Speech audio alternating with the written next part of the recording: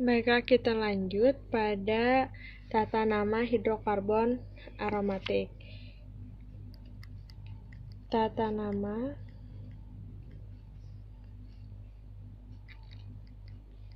hidrokarbon aromatik. Tadi contoh dari hidrokarbon aromatik itu adalah benzen. Jadi benzen itu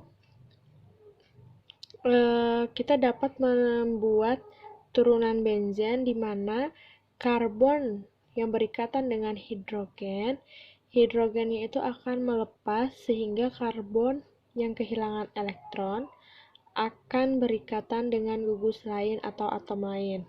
Nah, benzen tadi kita gambarkan seperti ini, di mana dia memiliki ikatan rangkap yang berselang-seling. Kalau kita jabarkan, maka seperti ini. C, C, C, C, karbon. Nah, di sini ada ikatan rangkap, di mana setiap karbon itu berikatan dengan hidrogen. Sebagai contoh, misalkan hidrogen di sini dia lepas menjadi H+, sehingga C karbon di sini akan kekurangan elektron, sehingga dia dapat berikatan dengan gugus lain, sehingga terbentuklah turunan benzen. Ada tiga dalam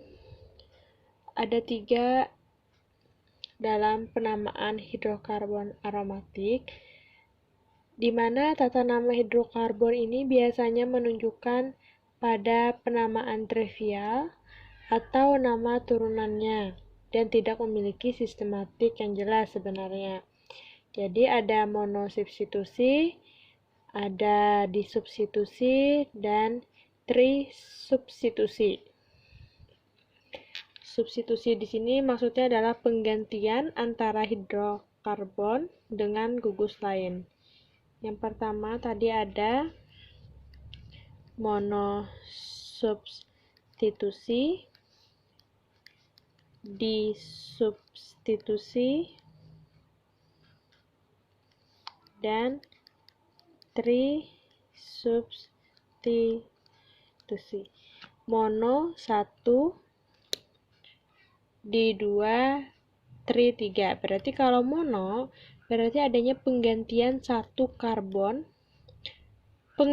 penggantian satu hidrogen di mana dia akan berikat dengan karbon. Sedangkan disubstitusi berarti hidrogennya akan diganti 2. Ada 2 buah hidrogen di mana nanti karbonnya akan berikatan dengan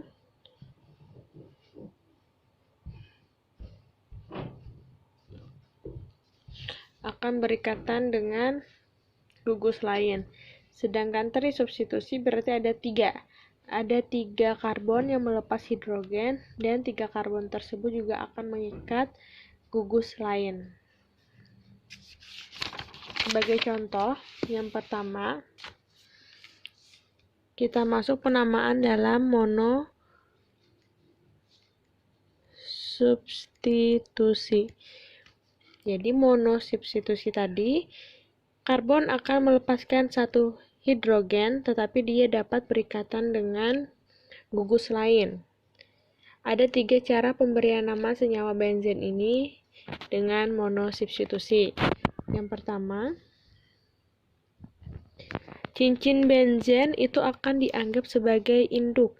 Cincin benzen dianggap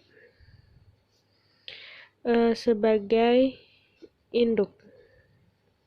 Cincin benzen dianggap sebagai induk, dan gugus alkil, halogen, nitro, dan lain-lain itu adalah merupakan gugus fungsi lain di mana diberi awalan pada benzen. Jadi cincin benzen itu dianggap sebagai induk, sedangkan gugus alkil, halogen, nitro atau gugus fungsi lain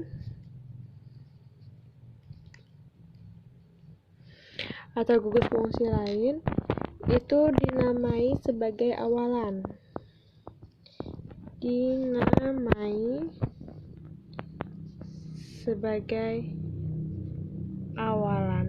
Pada benzen. Contoh, ini ada sebuah benzen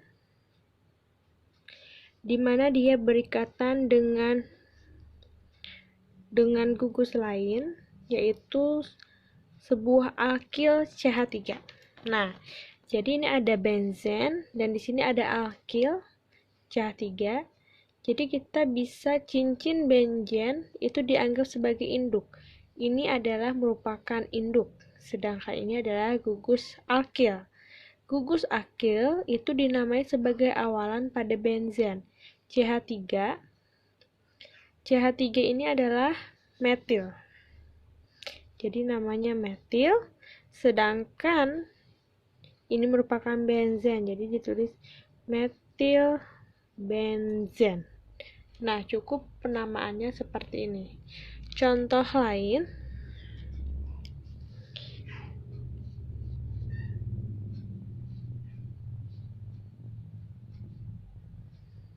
ini ada Cl. Nah, Cl ini adalah kloro. Jadi di sini ada benzen dan di sini ada kloro. Jadi kita cukup memberi namanya klorobenzen. Jadi awalan ini merupakan cabangnya, sedangkan di belakang ini merupakan nama induknya. Nama induknya adalah benzen. Itu adalah penamaan monosubstitusi yang pertama. Selain ini ada lagi penamaan substitusi yang kedua, di mana menggabungkan nama gugus yang bervalensi ini sebagai awalan diikuti dengan nama substitusinya. Tadi kita awalannya itu adalah nama cabangnya, metil benzen, klorobenzen. Kalau ini awalannya itu harus ditulis penil ditambah dengan gugus fungsi substitusinya, gugus fungsi yang disubstitusi. Contohnya aja ini, kita gambar lagi. Ada sebuah benzen dan cabangnya adalah kloro. Tadi kalau kita memberi nama pada penamaan awal, kita beri nama ini adalah klorobenzen. Tetapi pada yang cara kedua, kita bisa memberi namanya. Yang pertama adalah diberi awalan penil. Penil ditambah dengan gugus fungsi substitusinya. Jadi di sini adalah penil dan gugus fungsinya adalah kloro. Penil klorida. Nah, seperti ini. Contoh lagi misalkan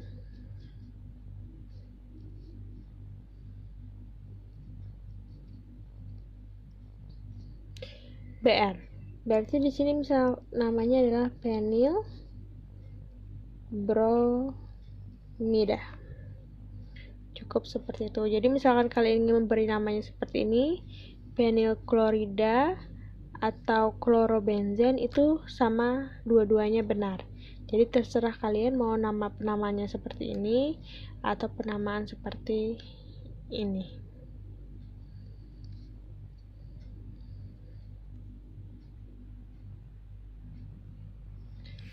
Ini adalah penamaan monosubstitusi. Yang kedua, kita bahas tentang disubstitusi. Disubstitusi ini berarti ada dua penggantian pada atom karbon. Jadi karbon akan berikatan pada gugus lain sebanyak 2 buah. Dimana di substitusi ini struktur benzen yang tersubstitusi itu diberi nama dengan menggunakan awalan orto. Jadi awalannya itu nanti ada orto atau disingkat dengan O, meta disingkat dengan M, dan para disingkat dengan P. Orto, meta, dan para. Contohnya, misalkan ini adalah sebuah benzen. Benzen di sini X, di sini Y. Ini menandakan bahwa dia termasuk disubstitusi karena ada 2 buah karbon yang melepas hidrogen. Kemudian dia berikatan dengan gugus fungsi lain.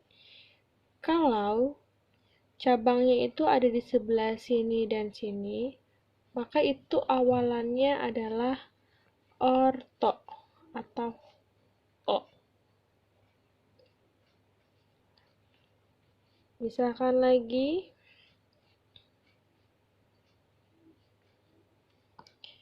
cabangnya itu ada di sini dan di sini. Kalau ini disebut dengan meta. Awalannya itu adalah meta atau disingkat dengan M. Kalau para, itu gambarnya seperti ini. Ini kalian mau menulisnya lingkaran atau seperti ini sama saja artinya. Jadi kalau kalian menulis lingkaran atau seperti ini, rangkapnya selang-seling itu sama saja. Jadi kalau para, misalkan cabangnya ini di sini NO2, misalnya di sini X dan di sini Y.